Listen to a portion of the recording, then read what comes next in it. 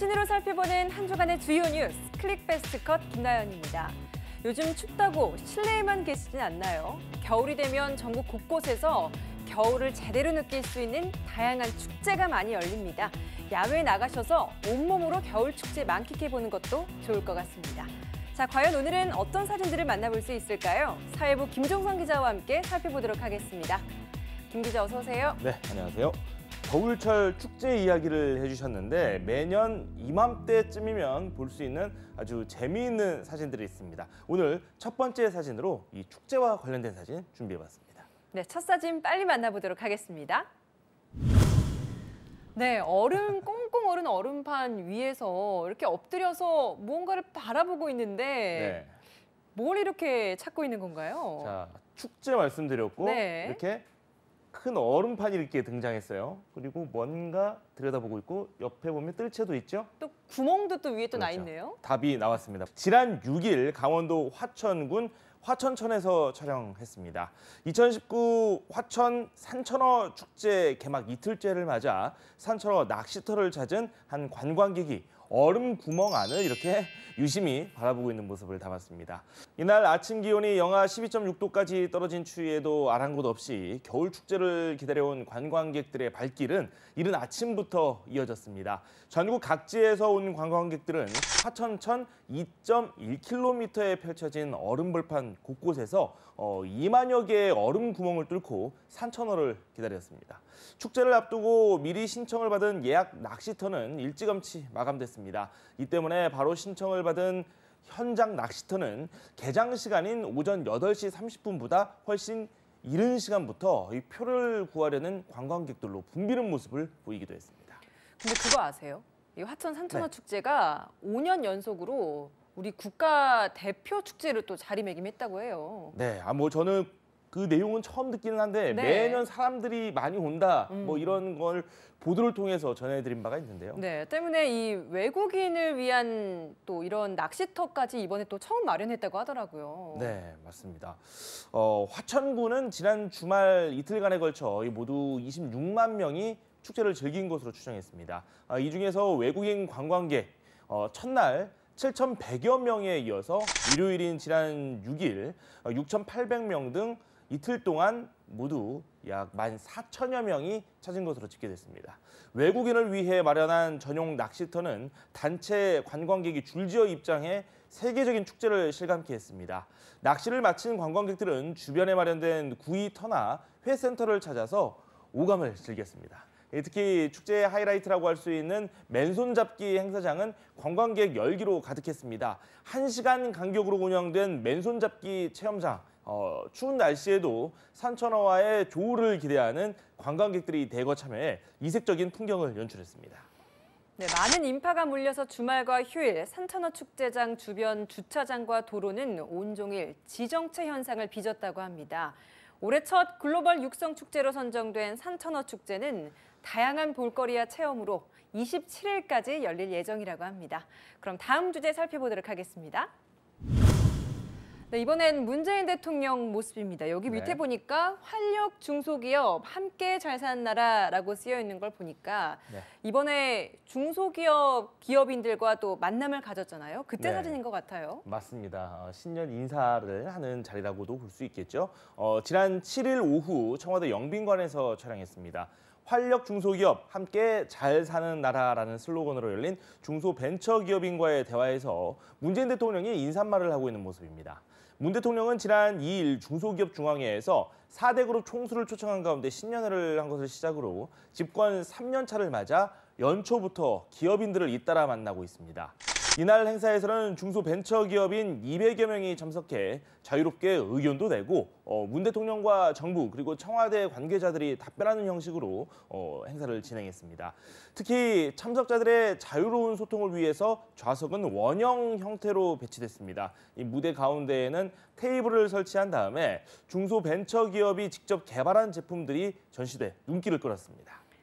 청와대는 문 대통령과 중소벤처기업인들과의 대화를 또 화로 주변에 둘러앉아서 담소를 나눈다는 의미의 노변 정담이라고 또 설명을 하기도 했어요. 네, 그렇습니다. 이 노변 정담은 1930년대 경제 대공황과 제2차 세계대전이라는 위기 상황에서 미국을 이끌었던 프랭클린 루즈벨트 대통령의 대국민 라디오 담화를 지칭하는 말입니다. 이 당시에 이 루즈벨트 대통령이 구체적인 예시와 비유를 사용하고 친근감 있는 화법으로 국민들과의 소통을 하려는 그런 모습을 보였고 위기를 극복하는 데 실제로 도움이 됐다라는 평가까지 나오고 있습니다. 약 100분간 진행된 간담회, 이 노변 정담의 취지를 살려 자유로운 분위기로 진행됐습니다. 기존 간담회가 이 대통령의 모두 발언을 듣고 이어서 정부 관계자들의 정책 설명, 그리고 사전에 조율된 질문들이 오가는 이런 시나리오대로 이어지는 형식이었다면은 이번 행사는 그 어느 때보다 자유롭게 진행됐습니다. 네, 문재인 정부 출범과 함께 청와대 입성했던 참모진들 또 이번 주에 교체되기도 했어요. 이 소식도 좀 전해주시죠. 네, 또 다른 변화를 이번에 시도했습니다. 다음 사진 살펴보시죠. 네, 환하게 웃고 있는 이젠 전 비서실장 그리고 현 비서실장 모습입니다. 이제 이렇게 서로 이 자리에서 서로 악수를 하면서 임기가 시작되고 끝이 났죠. 지난 8일 오후 청와대 춘추관 대브리핑룸에서 촬영한 사진입니다. 임종석 전 대통령 비서실장이 수석 비서관급 이상 인사를 발표하면서 현 비서실장인 노영민 주 중국 대사와 함께 웃고 있는 모습을 이렇게 포착했습니다.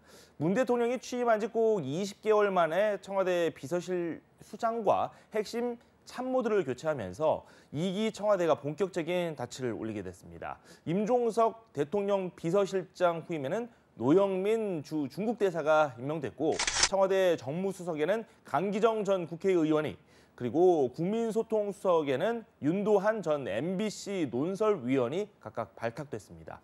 특히 노 신임 비서실장과 강 수석 등 친문 핵심 인사들이 전진 배치되면서 집권 중반을 맞은 문 대통령이 국정 장악력을 높여 개혁 정책 드라이브를 통한 성과 내기에 집중할 것이라는 분석이 제기되고 있습니다. 노 신임 실장 또 강 신임 수석 두 분 다 19대 국회 때부터 문 대통령과 함께했던 정치적 동지란 점에서 강력한 정책 집행 또 개혁 과제 추진의 적임자이다 이런 평가가 나오고 있더라고요. 네, 그렇습니다. 그동안 여권에서는 강력한 인적 개편을 통한 분위기의 쇄신이 필요하다는 의견이 많았습니다. 최근 문 대통령의 국정 지지율 하락세가 이어지고 공직기강 해이 논란과 특별감찰반 사태 등으로 청와대 안팎이 어수선했다는 점 역시 인선 배경으로 거론되고 있습니다. 이번 인선에는 개혁 정책은 물론 민생과 경제 정책에서 성과를 거둬 이 집권 3년 차 국정 운영 동력을 확보하는 데 집중하겠다는 구상도 깔린 것으로 보입니다. 5년 단임 대통령제에서 집권 3년 차는 이 성공과 실패의 기로이니만큼 2기 청와대 비서실의 역할은 그만큼 막중하다고 볼 수 있습니다. 문 대통령의 두터운 신임을 바탕으로 집권 중반기 느슨해질 수 있는 국정을 다잡고 국정 목표를 현장에서 구체적 성과로 구현하는 역할을 제대로 해낼지 관심이 모아지는 이유라고 볼 수 있습니다. 정치적인 중량감이 커진 만큼 당정청 협력과 야당과의 협치에 대한 바람도 커졌는데요. 이기 청와대 비서실이 국회와의 소통에 더 힘을 기울여줬으면 좋겠습니다. 그럼 다음 주제 살펴보도록 하겠습니다. 네, 이번엔 국회로 와봤습니다. 여기 위에 보니까 초월의 오찬 간담회라고 쓰여져 있고 네. 19년 1월 7일 새해 첫 초월의 만남을 가진 것 같아요. 네, 그렇습니다.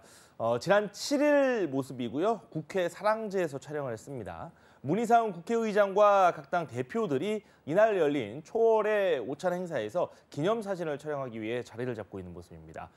초월에는 매월 한 차례씩 정파를 초월해 모인다는 의미를 담고 있습니다. 지난해 10월부터 시작됐는데요. 이날 문희상 국회의장과 여야 5당 대표는 새해 첫 정기회동을 갖고 다양한 현안을 논의했습니다. 초당적 의원 외교 차원에서 미국을 함께 찾아 미 의회 관계자들과 만나는 방안을 논의했는데 구체적인 일정을 합의하는 데에는 실패하고 말았습니다. 네, 또 모두 발언 이후에 비공개 회동을 했는데 여기선 본격적으로 선거제 개편과 관련된 논의가 또 있었다고 하더라고요. 네, 그렇습니다. 이 비공개 회동에서 국회 정치개혁특별위원회 자문위원회가 마련한 선거제 개혁 권고안이 화두에 오른 것으로 전해져 많은 관심을 끌기도 했습니다. 앞서 바른미래당과 평화당, 정의당 등 야당 3당 대표는 모두 발언을 통해 한 목소리로 연동형 비례대표제 도입을 골자로 한 선거제도 개혁을 촉구했습니다. 민주당 이해찬 대표와 한국당 김병준 비대위원장이 의원 정수 20% 확대, 즉 300명의 의원 정수를 360명까지 늘리는 권고안에 대해서 난색을 보이면서 언쟁이 오가기도 했다는 후문입니다. 문희상 국회의장은 선거제 개혁에 관해서 여야가 여전히 이견을 노출하자 실속 있는 초월의 모임을 위해서 다음부터는 공개를 하지 않는 장소에서 실질적으로 할까 생각한다는 의견을 밝히기도 했습니다. 그럼 다음 주제 살펴보도록 하겠습니다. 네, 이번에는 텅 빈 도로 위에 딱 차 한 대만 지나가고요. 그 뒤에 이렇게 경호가 또 따라 붙었어요. 네. 어디서 찍은 사진인가요? 네, 뉴스를 통해서 만나보신 분들도 있을 겁니다. 지난 8일 중국 베이징에서 촬영을 했습니다. 아, 베이징이요? 네, 그렇습니다. 특별 열차편으로 중국 베이징역에 도착해 집권 후 4번째 중국 방문에 돌입한 이 북한 김정은 국무위원장의 차량이 이 경찰의 호의를 받으면서 조어대 국빈관으로 향하고 있는 모습입니다. 이번에 김 위원장이 특별 열차를 이용한 것은 올해 북중 수교 70주년을 맞아 북한 지도자의 전통적인 방중 수단이죠. 이 열차를 통해서 이 양국 간의 우위를 보여주려는 게 아니냐, 뭐 이런 해석까지 나오고 있습니다. 또 최근 북중 간 밀월 강화 분위기에 더해 방중을 한 날짜, 그러니까 8일이 김 위원장의 생일이거든요. 뭐 그런 점과 그에 따른 중국 측의 환대와 의전 등을 고려해 수행단 규모가 커졌고 이에 따라 전용기보다는 열차를 이동수단으로 택했을 가능성도 크다는 분석도 나오고 있습니다. 네, 시진핑 중국 국가주석과 김정은 북한 국무위원장의 4차 정상회담, 2차 북미 정상회담을 사전에 조율하고 또 북중 관계 강화 방안에 대한 의견을 교환했다. 이런 해석 많이 나오고 있습니다. 그렇습니다. 아무래도 좀 꼬여있는 부분이 있기 때문인데요. 지난 8일 오전이죠. 이 특별열차편으로 베이징역에 도착한 김정은 위원장. 이날 오후 4시 30분쯤 인민대회당에 도착해 시진핑 주석과 만난 뒤 1시간 정도 회담을 진행했습니다. 올해 한반도 정세 안정을 위해 서로 노력함과 동시에 북한의 비핵화 의지와 정세 안정 노력에 대한 중국의 지지를 당부한 것으로 전해졌습니다. 또 오후 6시쯤에는 김 위원장의 부인 리설주 여사가 인민대회당에 도착해 시진핑 부부가 주최한 환영 만찬에 참석했습니다. 특히 이날은 김 위원장의 생일이라서 일각에서는 시 주석이 이날 무려 4시간 동안에 걸쳐 진행된 환영 연회에서 김 위원장을 위한 성대한 축하 잔치를 열어줬다는 분석도 제기되고 있습니다.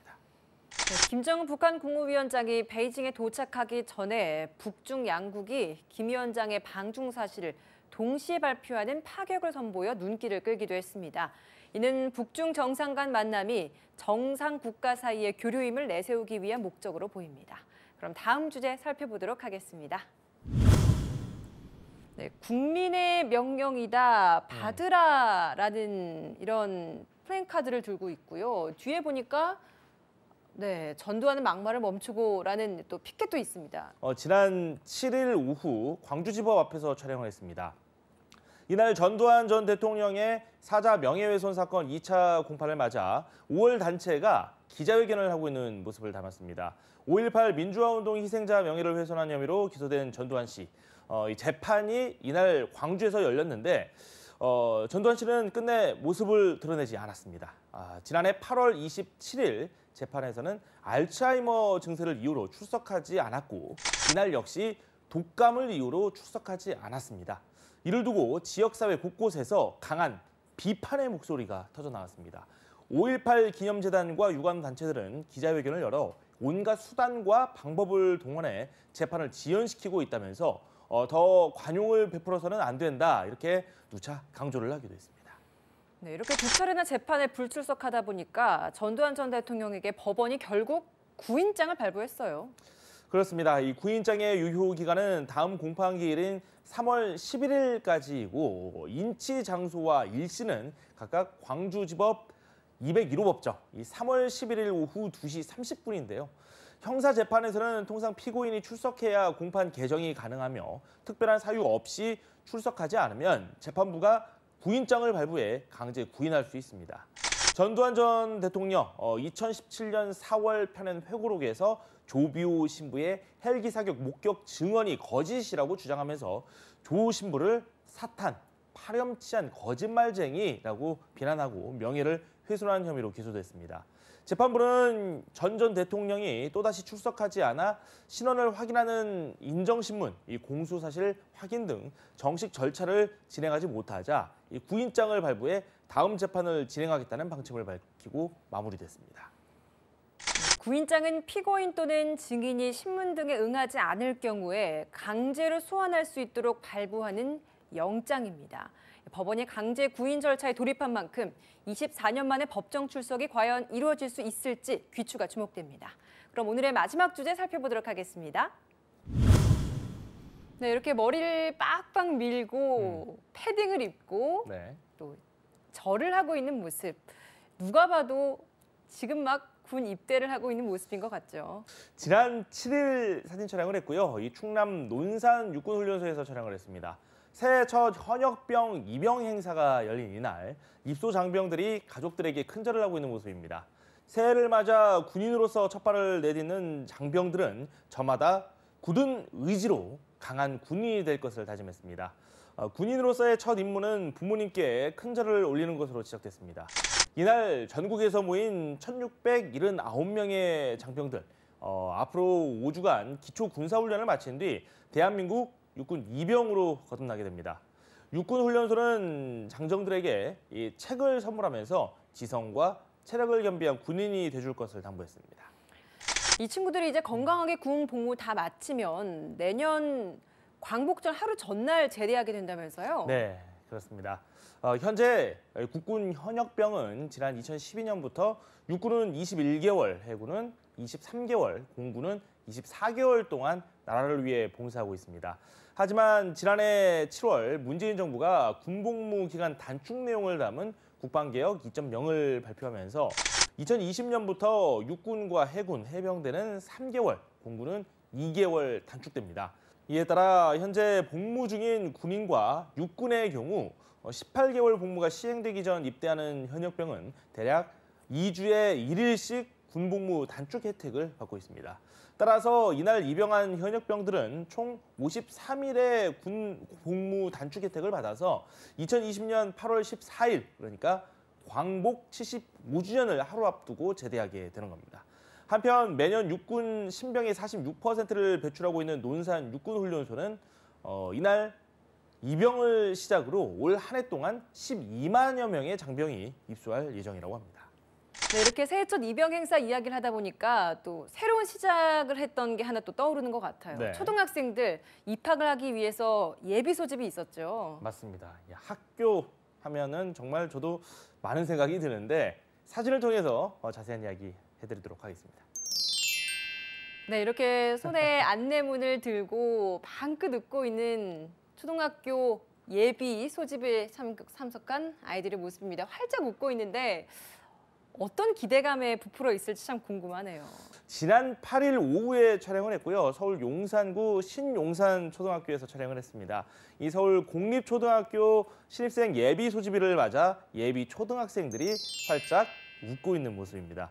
올해 서울 시내 560개 공립초등학교에 입학하는 신입생이 모두 78,118명이라고 합니다. 지난해에 비해서 1.1% 늘어난 수치입니다. 무엇보다 반가운 이야기가 아닐 수 없는데요. 이유를 따져보니까 흥룡의 해인 2012년생으로 출산율이 소폭 늘었던 해에 태어난 아이들이 이번에 입학하기 때문이라고 합니다. 학교에 첫 발을 내딛는 신입생들과 학부모들 설렘과 호기심이 가득한 표정으로 안내문을 확인하기도 하고 입학 등록을 위해서 교실을 찾기도 하지만 아직은 많이 어색한 모습입니다. 신입생 학급 편성은 오는 2월 말 완료될 예정이고 반 배정 결과는 각 학교 홈페이지나 입학식을 통해 확인할 수 있다고 합니다. 정부는 초등학교 1학년 학부모들의 퇴직과 자녀 돌봄 공백을 줄이기 위해서 10시 출근제를 장려하고 있습니다. 또 온종일 돌봄 체계 구축을 위한 새학기 초등 돌봄 교실 확대도 이뤄질 예정이라고 합니다.